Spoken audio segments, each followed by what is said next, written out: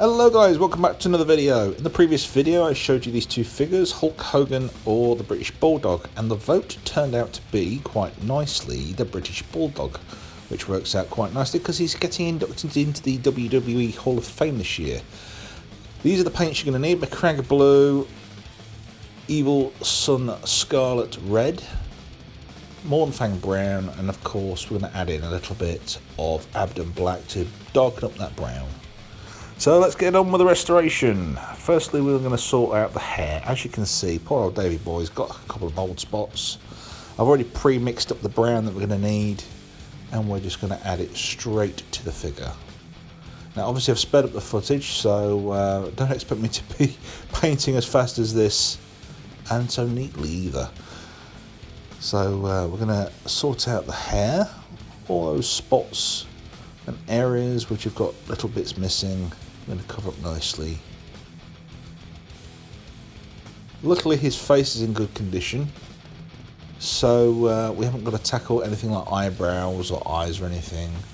It's just the basic stuff like the hair, the bands around his wrists, and we also tackle the Union Jacks on the back of his shorts and his knee pads.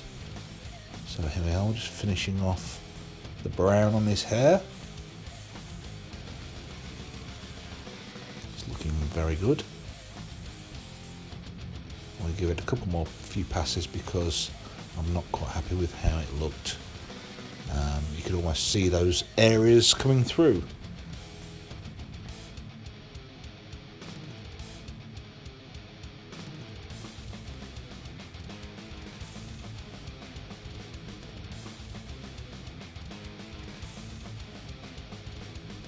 I'm just nearly finishing off these browns, and then we'll start working on some of the other bits. So here we go, we're going to start working on those gauntlets now. And I couldn't actually get the right blue mixed in, so I kind of mixed up a blue which was near enough, because we're actually going to coat the paints later in a clear gloss covering, which is called Ard On Cover. And it's almost like a gloss sheen that will protect the paints and also give it that original kind of shine that the original paints had. The original paints, I believe, were enamel paints, but I actually have no enamels in my workshop at the moment, so we went with matte paints from Citadel, and they seem to do a good job, and then we just added this gloss finish to the top of it. So there we go, that's the last band done. And now I'm going to start working on the Union Jack on his butt. Now, I'm actually having to do this freehand with a tripod in front of me, and I'm kind of looking over the tripod, so if you expect me to paint this really neatly, I'm afraid not. I'm doing the best I can looking around a tripod while I do this. Hence my hands all over the place.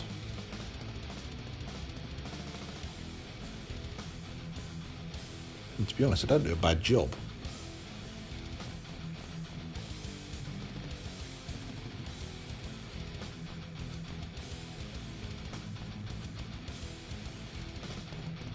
A couple more passes over some of the areas.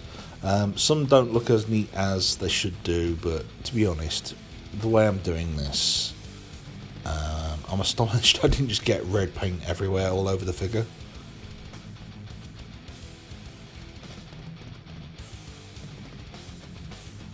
So we give this a couple more goes over, and then we start working on the knee pads. Now this figure, the whites, we didn't bother to paint because that is actual plastic. So it was a white plastic that was cast for the legs, and then they painted on the short areas, the blues and the reds on the Union Jacks separately. And I believe the torso was all one colour, like a flesh plastic. And the head, I think, was the flesh plastic as well, obviously because you could see through the hair, where I'd had to repaint. So I think we're just wrapping up the Union Jack now on the butt, and we'll be working on those knee pads next.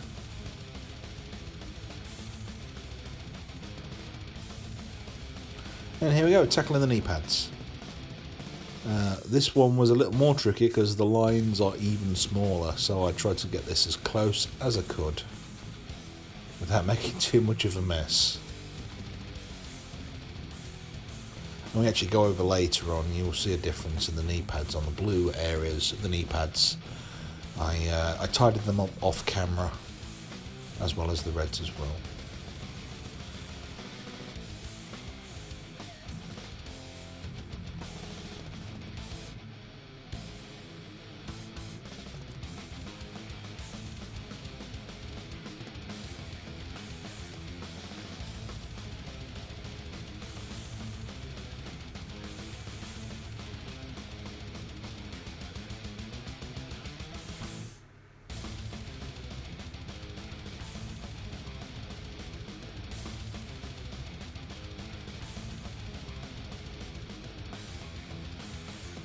Right, so this is the Ardon coat, it's called. It's like a gloss covering technical paint. And all we're going to do is we're going to shake up the bottle. And it looks really murky when you take it out, almost like a watered down kind of icing kind of colour. But once it dries clear, and it leaves a really nice shine to your figure. So if you actually remember when you got these figures back in the 90s, they had like almost a glossy kind of finish to them. You could tell they were toys. After I'd painted the hair on this figure, it didn't look the same as the original figure. It kind of almost looked like a recreation version.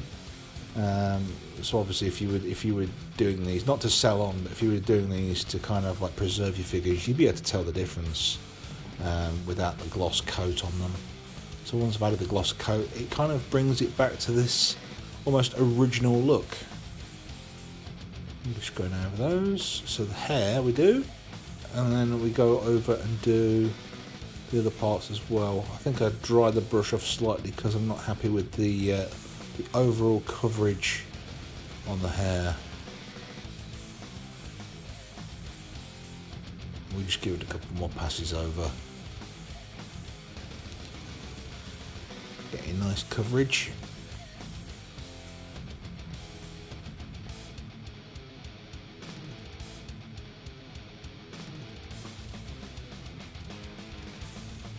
Nearly done now. Couple more goes.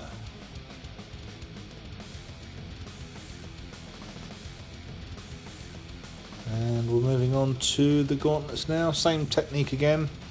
Just cover it over. I make the mistake of thinking I'd put it on too thick, but after doing the second gauntlet and coming back to this first one, I noticed that it dried clear. You couldn't see any of the white coming through from the Ardon coat. I was drying the brush off, thinking I've got a little bit too much excess on the brush.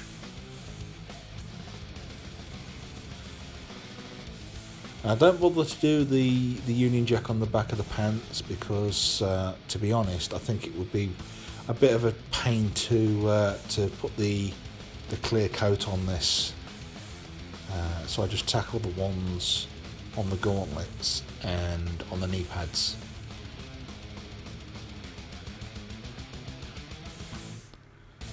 So moving on to those knee pads, we're just going to do the same. It won't take as long this time because it's just like almost like a big square to do. So a couple of coats over, and then we can move on to something else while this figure is drying.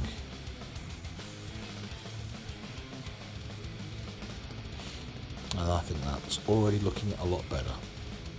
So here's some of the figures I've done previously. You've seen the Big Boss Man in the first video, and I've added the clear coat to his bandolier around those little lapel pits. I did his hair as well, and it's already looking much better. It almost looks brand new. We also have the Brutus from the previous video, And we've done his gauntlets and his hair. That almost looks brand new now. I didn't actually do the black spots on the side of the legs. They were okay, and I didn't bother with the shoes and boots. And then there's two I did today. We had a look previously in a different video at Jake the Snake, but I've done his boots, his moustache and his hair for this figure. That's all that really needed doing on this guy. And I picked up a figure today at Leicester Vintage Toys, which was in a pretty okay state.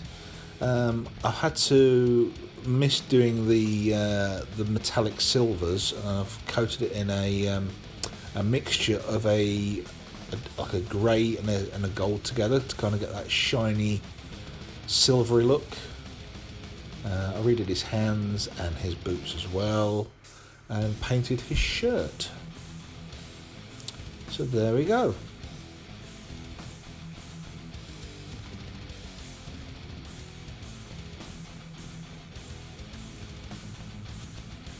And here we are looking back at the finished British Bulldog figure.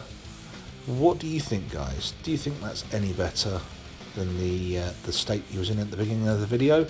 If so, and you think it's done a really good attempt at fixing him, drop a comment in the comments below, and I shall see you on the next one.